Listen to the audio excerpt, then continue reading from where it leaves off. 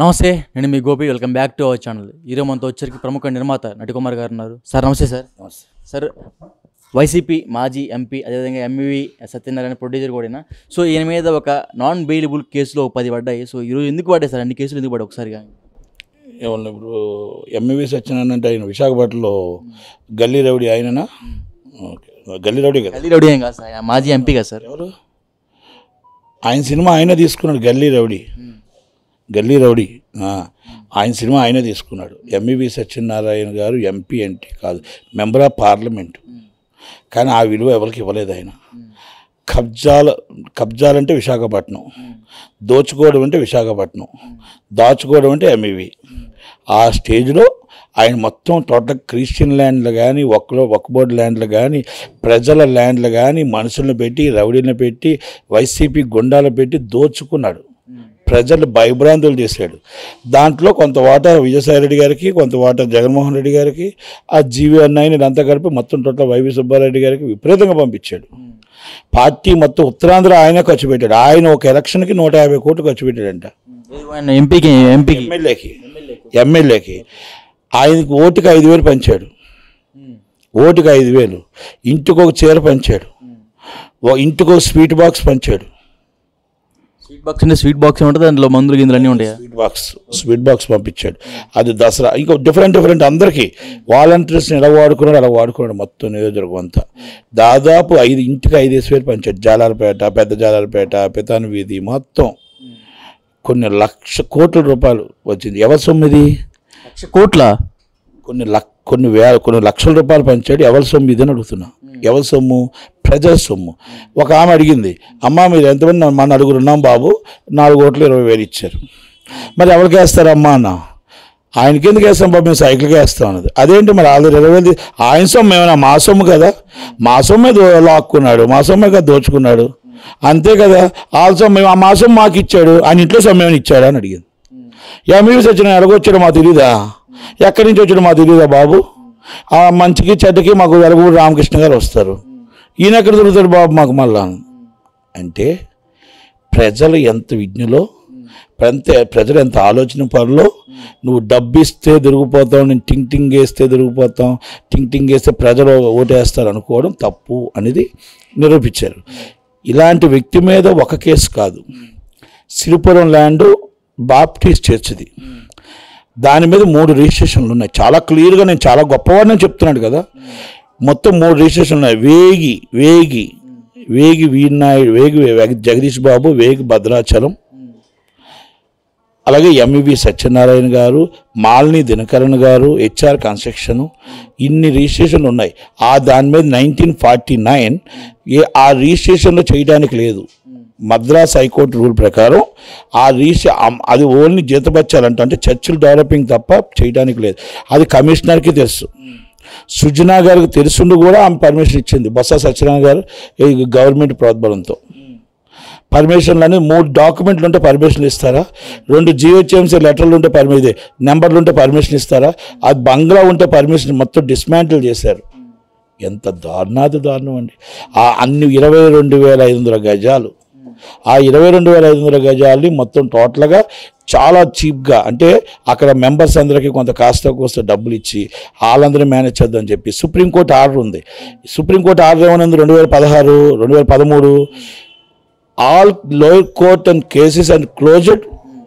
Okay, early అది possible 6 months లోపల all cases close అవ్వాలి. ఎన్ కేస్ ఆ లోయర్ కోర్టులో కేసెస్ ఉంటే ఆయన స్టేటస్ కో మెయింటెనెన్స్ అండ్ జిల్లా కలెక్టర్ విశాఖపట్నం, ఆయన అత్యున్నత న్యాయస్థానం. మీరు కింద కోర్టులో కేసులు ఉంటే మీరు ఎలాగుందో ల్యాండ్ అలాగే ఉంచాలి, దీని మీద ఏ కట్టడాలు చేయకూడదు స్టేటస్ కో ఇచ్చింది. దాన్ని కూడా బేఖాతరు చేశారంటే ఈ జగన్మోహన్ రెడ్డి, ఎంవి సత్యనారాయణ ఒక రౌడీల పాలన. ఇదా అన్యాయం? ఇంత అన్యాయం చేస్తే దానికి ఎంతమంది, నేను కంప్లైంట్ పెట్టా, నాలా చాలామంది కంప్లైంట్ పెట్టారు. నేను మళ్ళీ ఎవరి వల్ల కాక పవన్ కళ్యాణ్ గారికి పెట్టా. అప్పటికప్పుడు పవన్ కళ్యాణ్ గారు వెళ్ళారు. పవన్ కళ్యాణ్ గారికి వెళ్ళిన తర్వాత దానికి ఎక్స్ప్లెయిన్ చేశాను మొత్తం టోటల్గా. అక్కడి నుంచి మళ్ళీ చంద్రబాబు నాయుడు గారికి పెట్టా, చీఫ్ సెక్రటరీ గారికి పెట్టా. ఇది అయిపోయింది. పందిమెట్ట బ్యాక్ సైడ్ ఒకటి ఉంది, 7,700 గజాలు, అది కూడా మొత్తం టోటల్గా అది క్రిస్టియన్ ల్యాండే.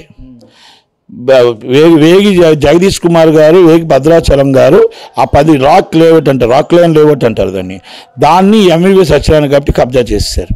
5 స్టార్ హోటల్ కడుతున్నారు అక్కడ. జగదాంబ థియేటర్ ఉంది. జగదాంబ థియేటర్ ఆల్రెడీ అన్అఫీషియల్గా దాంట్లో జగదాంబ థియేటర్లో పైన ఒక రూమ్ ఉంటుంది. ఆ రూములో అమ్మాయిలు పెట్టి ఇష్టం వచ్చినట్టు బిజినెస్ చేస్తే టూ టౌన్ పోలీస్ స్టేషన్లో పట్టుకొని పీడీ యాక్ట్ అరెస్ట్ చేశారు. జైలుకి పెట్టారు Jagadish Kumar one of the partner in MVV Satyanarayana. అంటే ఆ థియేటర్ ఇప్పటికీ సీజ్ కాకుండా కాపాడుతుంది నేను కాదా? ఇది వైసీపీ గుండాలు చేసిన పని. ఆడపిల్లలు దొరకట్లేదు, ఆడపిల్లలు కిడ్నాప్ అవుతున్నారంటే ఉదాహరణకు నేను ఇది చెప్తున్నా. ఒక్కసారి ఈరోజు రైడింగ్ చేయమని నిజంగా సిగ్గుంటే ఈ పోలీసులు లంచాలు తీసుకోకుండా టూ టౌన్ పోలీసులు ఇప్పుడు వెళ్ళి జగదాంబ రైడ్ చేయమనండి. జగదాంబలో మీకు అండర్ గ్రౌండ్లో కూడా గృహాల్లో కూడా రూమ్లు ఉంటాయి. మరి ఇలాంటివన్నీ ఈ వైసీపీ గుండాలు అది నడిపించి అమ్మాయిల్ని ఒక ఎంప్లాయ్మెంట్కి తీసుకొచ్చి ఎంతమందిని మోసం చేసి ఎంతమంది 16 మంది అమ్మాయిలు పట్టుకున్నారు. పోలీస్ స్టేషన్లో పెట్టారు. అమ్మాయిలు రోధించారు. అమ్మాయిలు వెస్ట్ గోదావరి నుంచి అమ్మాయిలు వచ్చి, గురువారం నుంచి అమ్మాయిలు వచ్చి, ఎంతో అన్ని విట్నెస్లు ఉన్నాయి. మొత్తం టోటల్గా 30 రోజులు జైల్లో పెట్టారు. అలాంటి వాడితో పార్ట్నర్షిప్ ఎంవివి సత్యనారాయణ. ఈ జగదాంబ థియేటర్ సీజింగ్ చేయకుండా కూర్చున్నారంటే ఇప్పుడు దాకా. జగదాంబ థియేటర్ ఎందుకు సీజింగ్ చేయలేదు? థియేటర్ రన్ అవ్వట్లేదు అక్కడ. అమ్మాయిల బొమ్మలు రన్ అవుతున్నాయి ఆ థియేటర్లో. ఆ థియేటర్లో అమ్మాయిల సోగ్గాడు జగదీష్ కుమార్. టూ టౌన్లో కేసు చూడమనండి. కమిషనర్ కళ్ళు కనబడట్లేదా, నిద్రపోతున్నాడా? ఈ ఎంవివి సత్యనారాయణ అగాస్కాల్ని ఎంవివి సత్యనారాయణ ఆగడాలని అక్కడ నైట్ ఎక్కడ ఉంటున్నాడండి ఎంవివి సత్యనారాయణ? ఈ పైన రూమ్లోనే, జగదంబ పైన రూమ్లో ఉండట్లేదా? ఈయన ఎంవివి సత్యనారాయణ చాలా పెద్ద గొప్ప వ్యక్తి. మీరు మెంబర్ ఆఫ్ పార్లమెంట్ ఎంపీ అని చెప్తారా?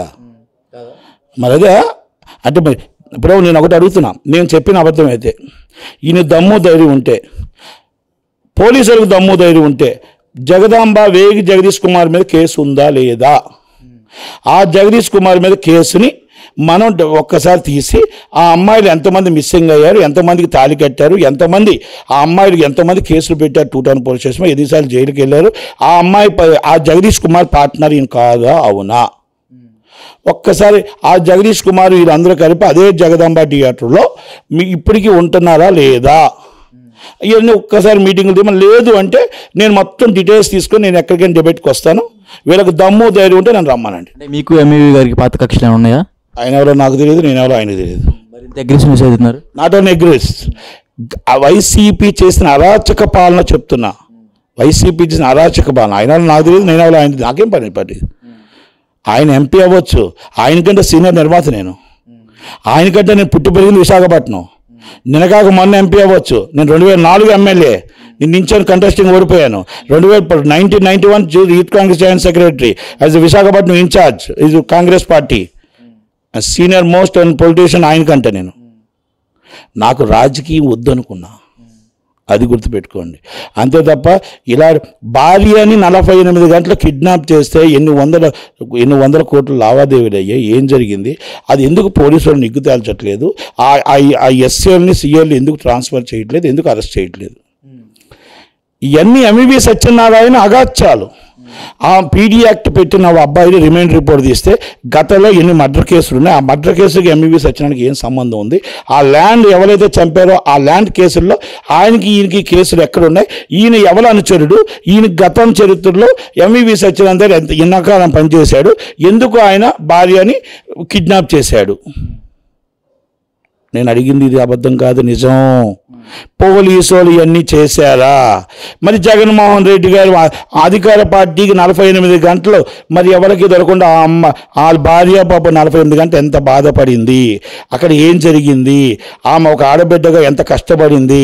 భర్త పట్టించుకోడు, పోలీసులు పట్టించుకోరు, జగన్మోహన్ రెడ్డి పట్టించుకోడు. ఈ అరాచక పాలనలో విశాఖపట్నంలో పవన్ కళ్యాణ్ గారు ఒకటే చెప్పి అమ్మాయిలు మిస్ అవుతున్నారు, ఉమెన్ యాక్ట్ జరుగుతుంది.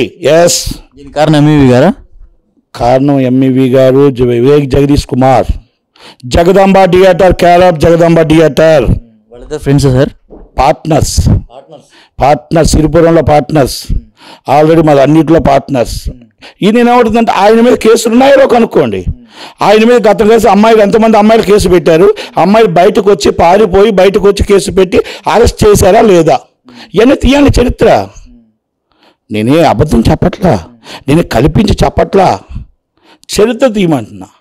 ఆ ఇమీడియట్గా జగదాంబ థియేటర్ ఇమీడియట్. ఇప్పుడు మీకు జగదాంబ థియేటర్ రేపు సినిమా కల్కి సినిమా బ్లాక్ మార్కెటింగ్ ఎవరు చేస్తారండి?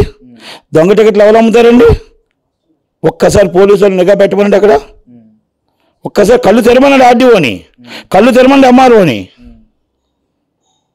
వాళ్ళకేం సంబంధం, ఎంఆర్ఓకి ఏం సంబంధం? లంచాల ముసుగులో ఉండొద్దు. ఎంఆర్ఓకి రైట్ ఏంటో తెలుసా?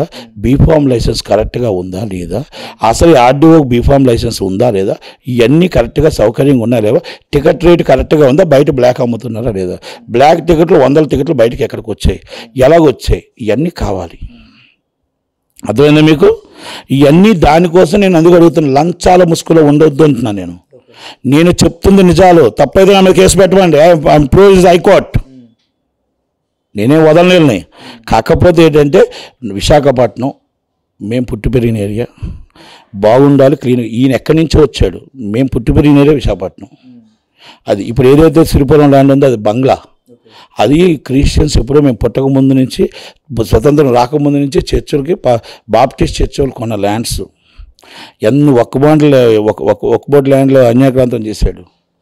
ఇలాంటివన్నీ కూడా పోలీసు వాళ్ళు ఎందుకు చూసి చూడనట్టు వెళ్ళిపోతున్నారు. వీళ్ళు ఇప్పుడైనా సరే